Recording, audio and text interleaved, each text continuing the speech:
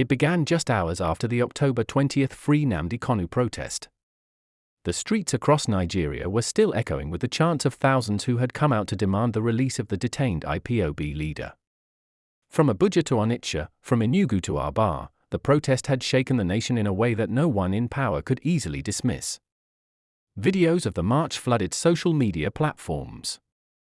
The faces of young people, traders, and professionals all carried the same message: enough is enough. The call for Nnamdi Kanu's freedom had grown beyond a political statement. It had become a symbol of frustration, anger, and the demand for justice. Even those who didn't join the protest watched from home, glued to their phones, feeling the tension rising across the country. Security operatives had been deployed in large numbers to prevent chaos, yet the protests remained largely peaceful. There were no violent outbreaks, only loud voices and raised flags. But inside the corridors of power, the mood was far from calm. In the presidential villa, reports from different states were being reviewed with deep concern. The numbers were higher than expected, and the coordination was precise. It was clear that the movement was well organized and growing stronger by the day. By early morning, President Bola Ahmed Tinubu received his first briefing on the scale of the demonstrations. The information was troubling. Intelligence officers described the protest as a wake-up call that could spiral into something much larger if not handled carefully.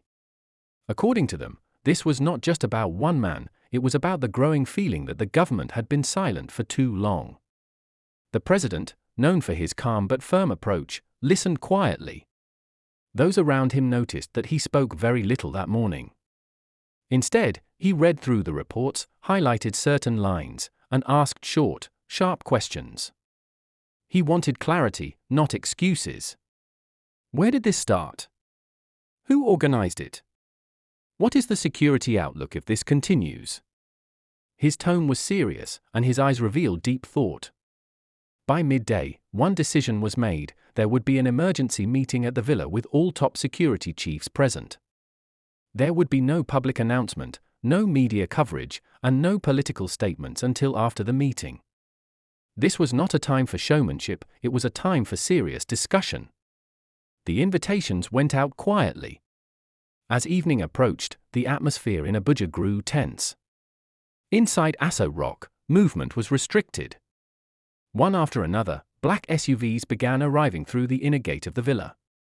Each carried a key figure in Nigeria's security circle: the Chief of Army Staff, the National Security Advisor, the Director General of the DSS, the Inspector General of Police, and the Attorney General. Their faces were solemn as they walked into the main conference hall.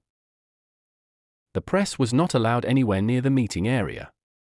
The president wanted full concentration and absolute privacy.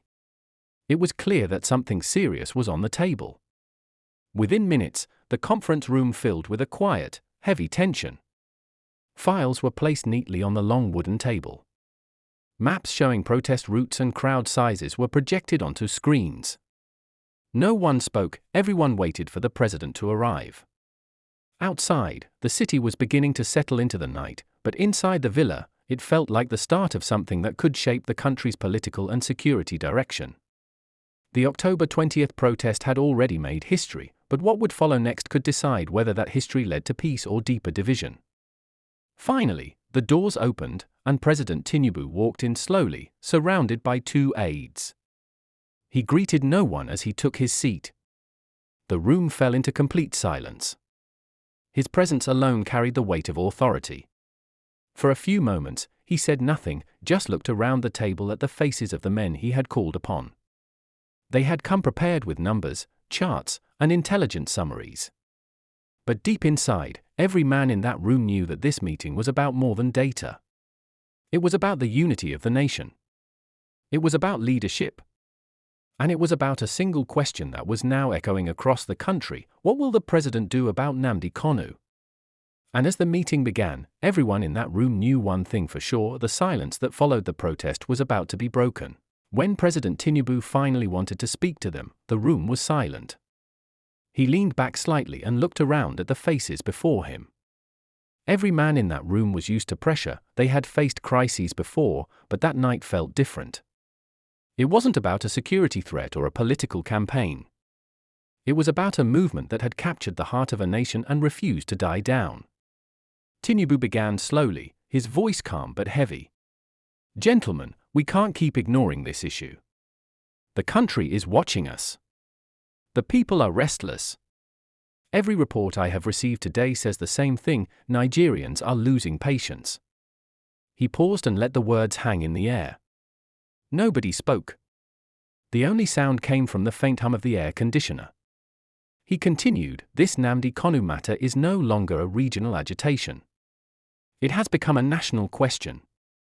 Every corner of this country is talking about it. Every group has an opinion.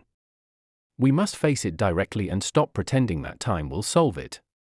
The Chief of Army Staff shifted slightly in his chair. He looked up and spoke for the first time. Mr. President, our men were on the ground across several cities. We followed your instruction to maintain calm. There were no violent clashes, but the number of protesters was far more than expected. It was peaceful, but it was powerful. The coordination was remarkable. Whoever is organizing these protests knows what they're doing. The president nodded. He had already read that in the reports. He turned to the Director General of the Department of State Services. What's your intelligence telling you? The DSS boss adjusted his glasses, cleared his throat, and spoke carefully. Sir, there is growing international attention on this issue. We've picked up signals from foreign media and diplomatic missions. Some international groups are quietly monitoring Nigeria's response. They see the continued detention of Nnamdi Kanu as a human rights question, not just a political one. Tinubu's expression didn't change, but he tapped his pen lightly on the table, a habit that usually meant he was thinking deeply. So, he said, we are dealing with both internal tension and external pressure. Noted. Then he looked at the National Security Advisor. What's your assessment? The NSA sat forward and spoke firmly. Mr. President, the protest was loud but disciplined. That's the part that worries me. When people are that organized and still peaceful, it shows maturity and patience, but also a clear message that they can sustain this longer than we think. If the government doesn't respond soon, the next protest could attract even more people. We must be careful not to underestimate the emotional power of this movement. Tinubu rubbed his forehead slowly and sighed. The weight of leadership showed on his face. For a few seconds, he said nothing. Then he asked the Attorney General, from a legal standpoint, what options do we have? Can we explore a political solution without undermining the law? The Attorney General straightened his papers before answering.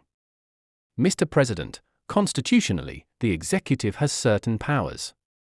But this matter has already passed through several court processes. If a political solution is desired, it must be backed by a national dialogue or negotiation framework.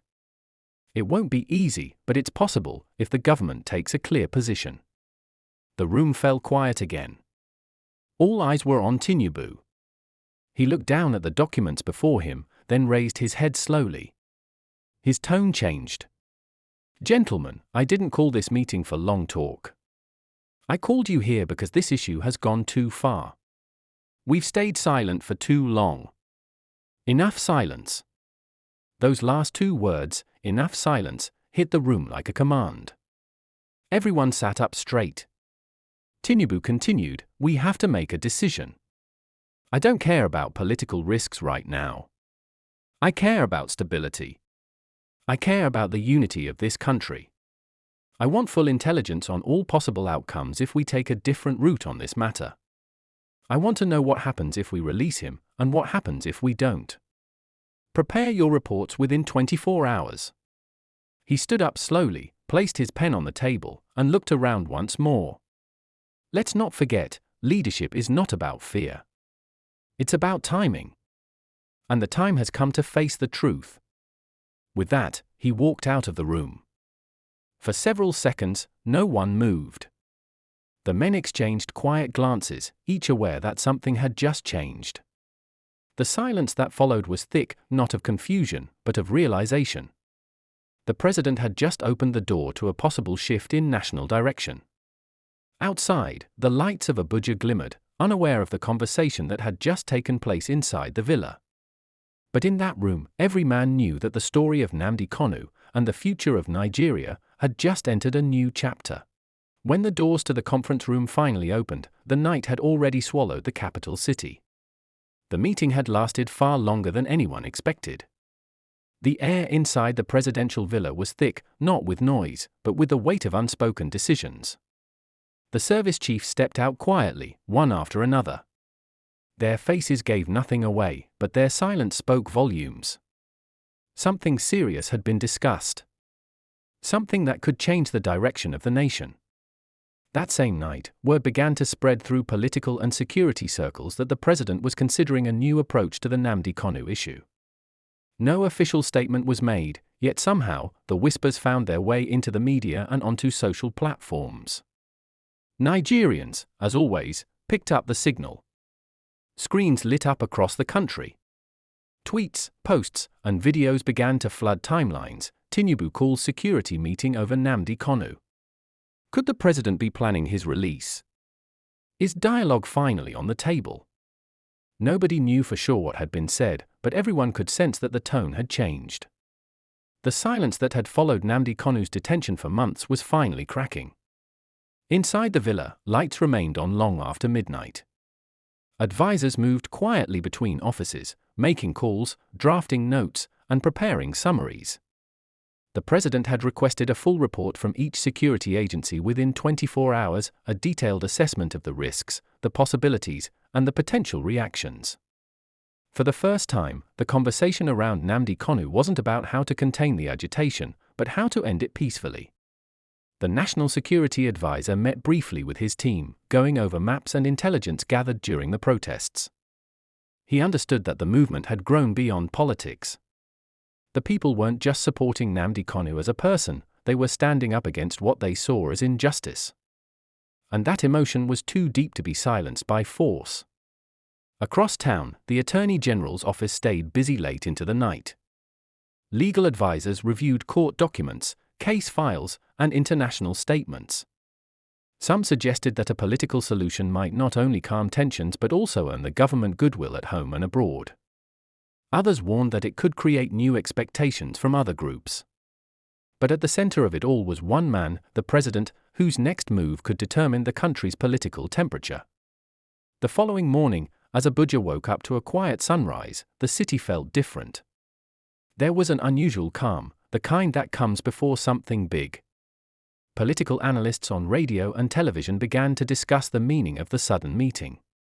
Some believed the president was under pressure from within his cabinet. Others felt it was part of a broader plan to start national reconciliation. Either way, the message was clear: the Nnamdi Kanu issue could no longer be treated like a forgotten file. In the southeast, news of the meeting spread quickly. Traders discussed it in the markets, transporters talked about it at motor parks, and young people filled online spaces with renewed hope. To many, the possibility of Tinubu reviewing Kanu's case sounded like a new beginning, a chance for dialogue, peace, and understanding. But not everyone shared that optimism.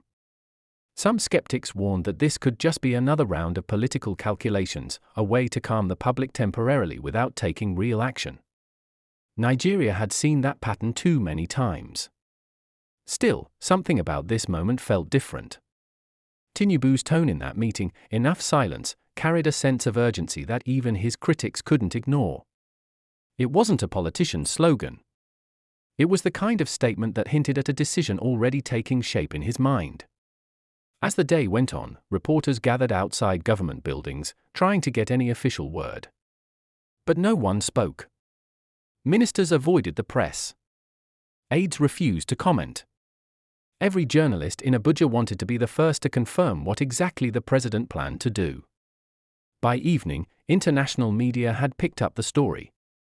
Headlines across global outlets began to appear, asking the same question: will Tinubu free Nnamdi Kanu? The Nigerian public waited for answers. The government said nothing. But silence, this time, didn't feel like avoidance, it felt like preparation. Behind closed doors, drafts were being written, briefings were being arranged, and scenarios were being considered. Tinubu had given an order, and everyone knew what it meant: there would be movement, one way or another. And as the nation went to bed that night, a quiet sense of suspense filled the air. The protests had ended, but the message remained. The people had spoken loudly, and their echo had reached the highest office in the land. Whether the next announcement would bring relief or more uncertainty, no one knew. But one thing was certain: after the October 20th protest and that long night in the villa, Nigeria would never see the Nnamdi Kanu issue the same way again. Because for the first time in a long while, power had listened. And silence was no longer the government's answer.